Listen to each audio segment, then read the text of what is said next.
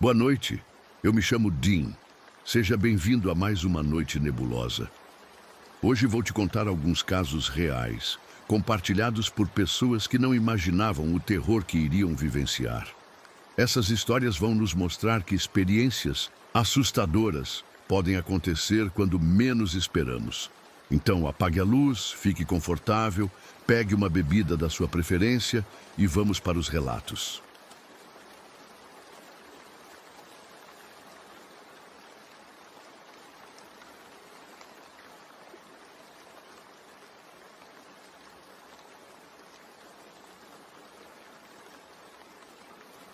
Guarda florestal há 12 anos e trabalho principalmente na região das Blue Ridge Mountains, na Carolina do Norte. Cresci ouvindo histórias sobre pessoas que desapareciam nas montanhas e sobre lugares que não deveriam ser encontrados. Nunca dei muito crédito a essas histórias até o inverno passado. Era início de fevereiro e eu estava investigando relatos de atividade suspeita perto do Grandfather Mountain. Alguns excursionistas haviam reportado luzes estranhas e fumaça vinda de uma área onde não deveria haver nenhuma estrutura habitável. Minha missão era verificar se havia ocupação ilegal ou acampamentos ilegais na região. Parti cedo pela manhã, seguindo uma trilha secundária que leva às partes mais altas da montanha. O dia estava nublado e frio, com aquela neblina típica dos Apalaches, que deixa tudo com um aspecto fantasmagórico. Depois de 3 horas de caminhada, saí da trilha principal para investigar uma área mais densa da floresta. Foi quando encontrei um caminho que não deveria existir. Era uma trilha bem definida, claramente usada com frequência, mas não constava em nenhum dos meus mapas. Depois de 15 minutos seguindo esse caminho desconhecido, cheguei a uma pequena clareira, onde havia uma cabana de madeira. A construção era antiga, mas estava em condições surpreendentemente boas. Tinha o estilo típico das construções dos colonos dos séculos XVIII ou XIX, com troncos encaixados e uma chaminé de pedra da qual saía uma fina linha de fumaça. Havia lenha cortada empilhada ao lado da casa e um pequeno jardim com vegetais que pareciam ter sido colhidos recentemente. O estranho é que aquela área era supostamente desabitada há mais de 50 anos. Não havia estradas de acesso e a trilha que eu havia seguido não aparecia em qualquer documentação oficial do parque. Aproximei-me da cabana e bati na porta. Não houve resposta, mas pude ouvir movimento lá dentro. Passos lentos, como se alguém estivesse caminhando de um cômodo para outro. Identifiquei-me como guarda florestal e pedi para quem estivesse dentro abrir a porta. O movimento parou imediatamente. Tentei abrir a porta, mas estava trancada. Fui até uma das janelas e olhei para dentro. A casa estava mobiliada de forma simples, mas tudo parecia muito antigo.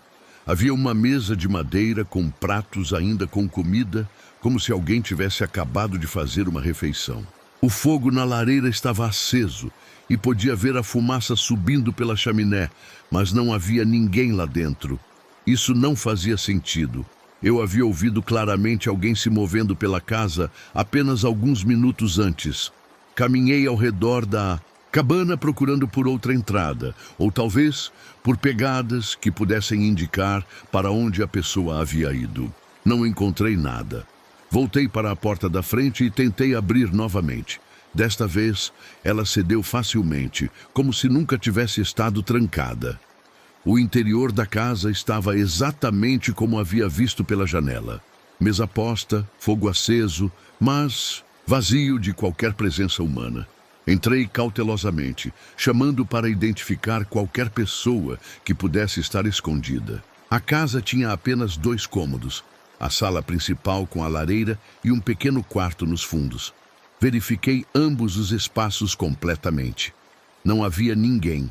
O que mais me perturbou foi perceber que a comida na mesa ainda estava quente. Havia um prato com feijão, pão que parecia ter sido assado recentemente e uma xícara de café que ainda fumegava. Era como se quem estivesse ali tivesse simplesmente desaparecido no exato momento em que cheguei.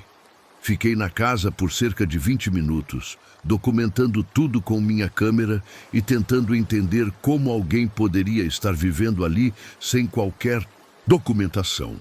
Não havia energia elétrica, nem água encanada, nem qualquer sinal de tecnologia moderna. Era como se o tempo tivesse parado naquele lugar. Quando estava prestes a sair, ouvi novamente os passos. Desta vez, vinham de cima, como se alguém estivesse caminhando no sótão. Mas a casa era de um andar só. Não havia como haver um segundo piso. Olhei para o teto e vi que era de madeira simples, sem acesso a qualquer área superior. Os passos continuaram por alguns minutos, lentos e deliberados, como se alguém estivesse caminhando de um lado para outro em um espaço que não existia. Senti um frio na espinha e decidi que era hora de ir embora. Saí da cabana rapidamente e voltei pela trilha que havia me levado até lá. Mas depois de 10 minutos de caminhada, percebi que algo estava errado. A trilha que havia seguido para chegar à cabana não estava mais lá. Em seu lugar havia apenas floresta densa, sem qualquer sinal de caminho. Tentei voltar, mas não consegui encontrar a cabana novamente. Era como se ela tivesse simplesmente desaparecido junto com a trilha que me levará até ela. Usei meu GPS, mas as coordenadas me levavam a uma área de floresta normal, sem qualquer construção. Passei 2 horas procurando antes de desistir e voltar pela trilha principal. Quando cheguei à base, relatei a situação aos meus supervisores, mas eles não encontraram qualquer registro de construções naquela área. As fotografias que tirei mostravam apenas árvores e vegetação normal. Voltei ao local 3 vezes nas semanas seguintes, sempre durante o dia e sempre acompanhada por outros guardas. Nunca encontramos a cabana novamente, nem a trilha que levava até ela. É como se aquele lugar existisse apenas por um breve momento, o suficiente para me deixar com mais perguntas do que respostas. Os moradores mais antigos da região me disseram que há histórias sobre casas que aparecem e desaparecem nas montanhas dos Apalaches. Lugares onde o tempo não funciona da mesma forma, onde o passado e o presente se misturam. Nunca acreditei nessas histórias até vivê-las pessoalmente. Ainda trabalho na mesma região, mas sempre fico atenta a trilhas que não deveriam existir e a fumaça vinda de lugares onde não deveria haver ninguém. Parte de mim espera encontrar aquela cabana novamente, mas outra parte torce para que isso nunca aconteça, porque algumas perguntas são melhores deixadas sem resposta.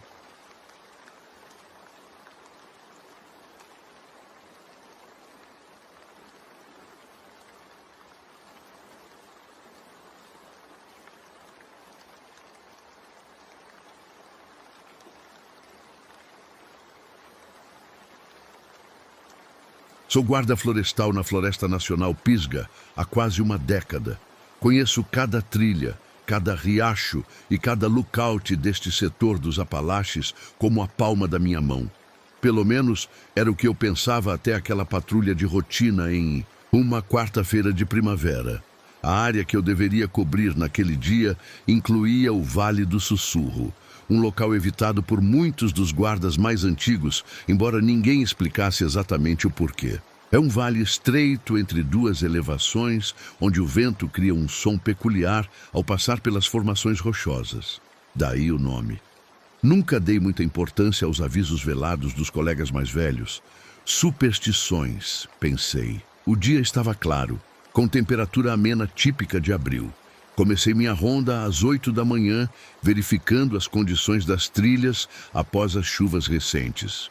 Tudo corria normalmente até por volta do meio-dia, quando entrei no Vale do Sussurro.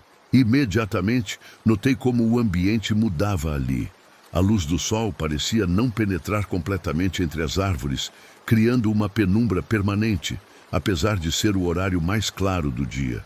A vegetação também era diferente, mais densa, com espécies que normalmente não cresciam naquela altitude. Mas o que realmente me chamou a atenção foi o silêncio. Não o silêncio natural da floresta, onde ainda se escutam insetos, o vento nas folhas e o ocasional canto de pássaros. Era um silêncio absoluto, como se todo som fosse absorvido por algo invisível. Seguindo o protocolo, continuei a verificação da trilha, marcando pontos que precisariam de manutenção. Foi quando comecei a notar estruturas estranhas entre as árvores, pequenos arranjos de galhos e pedras que não pareciam ter sido formados naturalmente. Alguns lembravam vagamente formas humanoides, outros pareciam ter algum tipo de padrão circular. Em meus anos de serviço, já havia encontrado construções semelhantes feitas por campistas ou entusiastas de land art. Mas algo nestes arranjos me causava uma profunda inquietação. Pareciam antigos, parcialmente incorporados ao solo e à vegetação, como se estivessem ali há décadas, talvez séculos. Fotografei algumas das estruturas e continuei meu caminho, tentando manter o foco na tarefa. Foi quando comecei a ouvir. A princípio, pensei que fosse o vento finalmente surgindo, mas logo percebi que os sons não correspondiam às movimentações das folhas ou galhos. Eram sussurros quase inaudíveis, mas inequivocamente humanos. Parei e olhei ao redor, chamando para ver se havia algum caminhante nas proximidades. Os sussurros cessaram imediatamente. Continuei andando e os sons retornaram, agora um pouco mais altos. Não conseguia distinguir palavras, apenas um murmúrio contínuo, como de uma conversa distante. A trilha começou a ficar menos definida, embora eu tivesse certeza de estar seguindo o caminho correto. A vegetação parecia se adensar ao meu redor, e tive a impressão de que algumas árvores não estavam nas mesmas posições de quando passei por ali minutos antes. Consultei meu GPS, mas o sinal estava fraco, mostrando minha localização de forma imprecisa. Os sussurros aumentaram, agora vindo de múltiplas direções. Ocasionalmente, conseguia captar o que parecia ser meu nome sendo chamado, embora distorcido, como se pronunciado por alguém que não estava acostumado a falar. A sensação de ser observado tornava-se cada vez mais intensa, mas não conseguia ver ninguém. Decidi voltar, reconhecendo que algo estava errado. Foi quando notei uma clareira à frente, que não constava em nenhum dos mapas da área. No centro dela, havia uma árvore enorme, muito maior e mais antiga que qualquer outra na região. Contra meu melhor julgamento, aproximei-me da árvore. Os sussurros agora eram quase ensurdecedores, ainda incompreensíveis, mas dotados de uma urgência que não estava presente antes. Notei que o tronco da árvore apresentava uma abertura, como uma fenda vertical que parecia profunda demais para ser natural. De dentro da fenda, algo se moveu. Não consegui distinguir forma ou cor, apenas a impressão de movimento, como uma sombra ondulante. Meu instinto finalmente superou a curiosidade e comecei a recuar. Foi quando senti algo tocar meu ombro. Leve como uma brisa, mas inconfundivelmente um toque. Virei-me bruscamente. Não havia ninguém ali, mas nos segundos que desviei o olhar da árvore, a fenda havia se fechado completamente. Os sussurros cessaram, deixando apenas o silêncio. Comecei a caminhar rapidamente em direção à saída do vale, lutando contra a sensação de que a própria floresta havia mudado ao meu redor, tornando o caminho irreconhecível. Após o que pareceu uma eternidade, consegui sair do vale e retornar a uma área mais familiar da floresta. Os sons normais retornaram gradualmente, o canto dos pássaros, o zumbido dos insetos, o vento nas folhas. Quando cheguei ao posto de guarda, estava exausto e desorientado. Relatei o ocorrido ao meu supervisor, que ouviu em silêncio. Quando terminei, ele apenas assentiu e disse que eu não era o primeiro a ter uma experiência no Vale do Sussurro. Mostrou-me então um arquivo antigo, datado de 1932, contendo depoimentos de guardas florestais e trabalhadores do CCC, que ajudaram a construir as trilhas na região. Vários relatos mencionavam experiências semelhantes à minha, o silêncio anormal, as estruturas de galhos, os sussurros e principalmente a árvore na clareira. Um dos relatos, escrito por um guarda chamado Thomas Harwell, mencionava que os nativos Cherokee, que originalmente habitavam a região, consideravam o vale um local sagrado, mas também perigoso. Uma fina fronteira entre nosso mundo e outro, onde espíritos antigos podiam se comunicar com os vivos. Nas semanas seguintes, tentei racionalizar o ocorrido. Verifiquei as fotos que havia tirado das estruturas de galhos, apenas para descobrir que os arquivos estavam corrompidos, mostrando apenas manchas escuras e indistintas. Continuo trabalhando em Pisgah, mas nunca mais entrei naquele vale.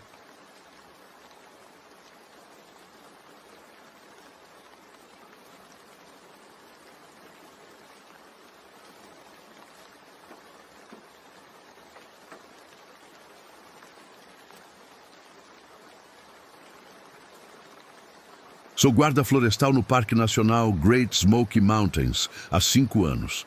A região é conhecida por suas densas florestas, neblina persistente e o rico folclore que remonta aos primeiros colonos e às tribos Cherokee que habitavam essas montanhas muito antes da chegada dos europeus. Tudo começou em uma patrulha de rotina em uma área remota conhecida como Cove Mountain, um setor pouco visitado devido ao terreno acidentado e à falta de trilhas bem definidas. Era final de setembro e as primeiras cores do outono começavam a aparecer nas copas das árvores. O rádio funcionava precariamente naquela região devido ao relevo, então eu estava essencialmente isolado durante aquela verificação de 24 horas. Levava comigo equipamento para pernoitar caso necessário, algo comum em patrulhas mais longas. No meio da tarde, após horas caminhando por terreno denso e íngreme, encontrei algo que não constava em nenhum dos mapas. Uma pequena cabana de troncos, aparentemente muito antiga, mas em condições surpreendentemente boas para uma estrutura abandonada no meio da floresta. Meu primeiro pensamento foi que se tratava de uma das antigas cabanas dos colonos que foram preservadas pelo parque como pontos históricos. Mas esta não estava marcada em nenhum mapa ou registro que eu conhecia. Aproximei-me com cautela, notando que não havia sinais de vandalismo ou ocupação recente. Nenhuma pegada na terra úmida ao redor, nenhum lixo ou fogueira. A porta estava entreaberta, balançando levemente com a brisa da tarde. Chamei em voz alta, anunciando-me como guarda florestal, mas não houve resposta. Entrei para inspecionar, pensando que talvez fosse uma estrutura esquecida que deveria ser adicionada ao inventário histórico do parque. O interior era simples, mas impressionantemente bem conservado. Uma mesa de madeira rústica com 2 bancos, uma cama de palha em um canto, alguns utensílios de cozinha pendurados na parede e uma lareira de pedra que parecia ter sido usada recentemente. As cinzas ainda estavam mornas ao toque. O que mais me intrigou foram os objetos pessoais espalhados pela cabana, como se os moradores tivessem saído apenas momentaneamente. Uma xícara com restos de chá ainda líquido, um livro aberto sobre a mesa, uma peça de roupa pendurada para secar. Tudo indicava ocupação recente, mas o estilo dos objetos era claramente antiquado. Pareciam peças do início do século XX ou até mais antigas. Consultei meu GPS para marcar as coordenadas exatas da cabana e notei algo estranho. O aparelho mostrava que eu estava em um local diferente, a cerca de 2 quilômetros de onde eu acreditava estar. Atribuí o erro à densa cobertura florestal interferindo no sinal e fiz anotações manuais no meu mapa. Como já estava anoitecendo e uma neblina densa começava a se formar, decidi pernoitar na cabana. Acendi a lareira usando a lenha empilhada ao lado e preparei meu jantar. A sensação de estar em um espaço tão antigo e bem preservado era estranhamente reconfortante, apesar da situação incomum. Foi durante a noite que as coisas começaram a mudar. Acordei por volta das 3 da manhã com o som de passos no lado de fora da cabana.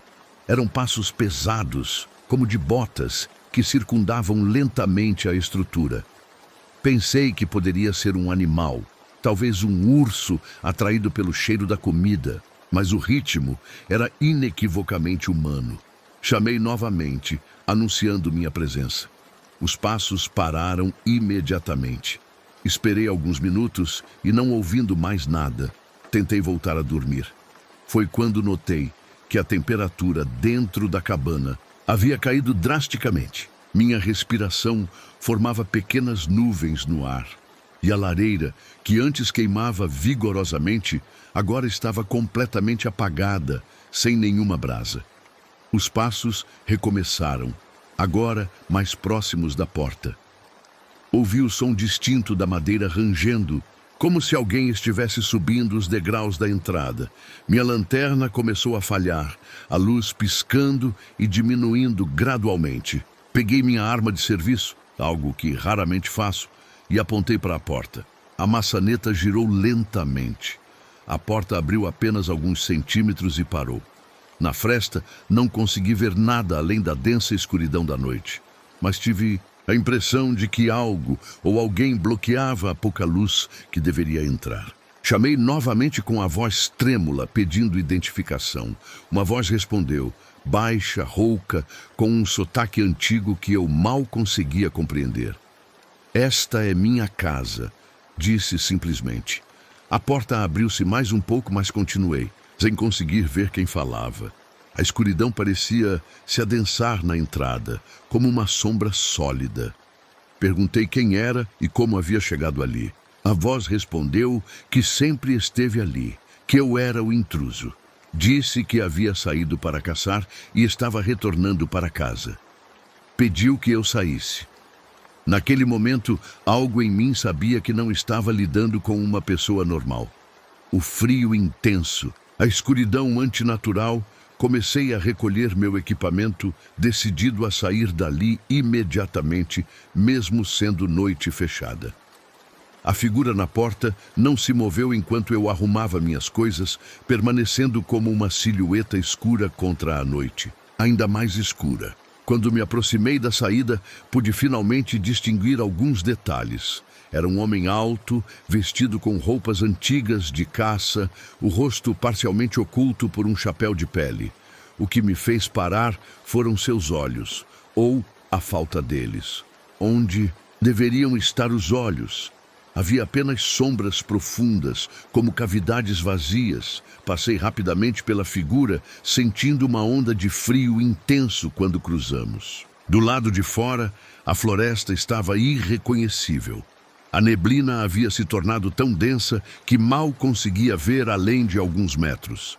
Comecei a caminhar rapidamente na direção que acreditava ser a correta, usando minha bússola como guia. Após o que pareceu uma eternidade caminhando na escuridão, a neblina começou a dissipar e os primeiros raios de sol surgiram entre as árvores. Quando finalmente cheguei a uma trilha marcada, estava exausto e desorientado. Usei meu rádio, que milagrosamente funcionou, para relatar minha posição e solicitar orientação. A equipe de resgate ficou confusa com meu relato. Segundo eles, eu estava a mais de 8 quilômetros da área que deveria estar patrulhando, em um setor completamente diferente do parque. Quando mencionei a cabana, os guardas mais antigos trocaram olhares significativos. Um deles, prestes a se aposentar após 30 anos de serviço, contou-me sobre a lenda da Cabana Errante, uma estrutura que supostamente aparece e desaparece em diferentes partes do parque ao longo dos anos. Segundo os relatos, era a casa de um caçador solitário que morreu de hipotermia após se perder em uma tempestade de neve em 1878. Organizamos uma expedição para localizar a cabana nas coordenadas que eu havia anotado. Mas não encontramos nada além de floresta densa e intocada, sem qualquer sinal de construção humana recente ou antiga. As fotos que tirei com meu celular mostravam apenas borrões indistintos onde deveria estar a estrutura. Nos meses seguintes, pesquisei obsessivamente os arquivos históricos do parque. Descobri registros de avistamentos similares ao longo de mais de 100 anos, todos descrevendo a mesma cabana, sempre em locais diferentes, sempre com sinais de ocupação recente. Em muitos casos, as descrições incluíam um encontro com um homem alto, de olhos vazios, pedindo ao intruso que saísse de sua casa. Continuo trabalhando em Great Smoky, mas agora evito patrulhas solitárias em áreas remotas.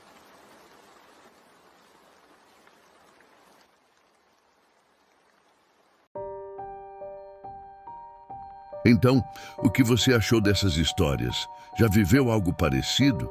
Me conta nos comentários. Aproveita também para dizer de onde você está ouvindo esses relatos. Quero saber até onde nossos pesadelos estão chegando.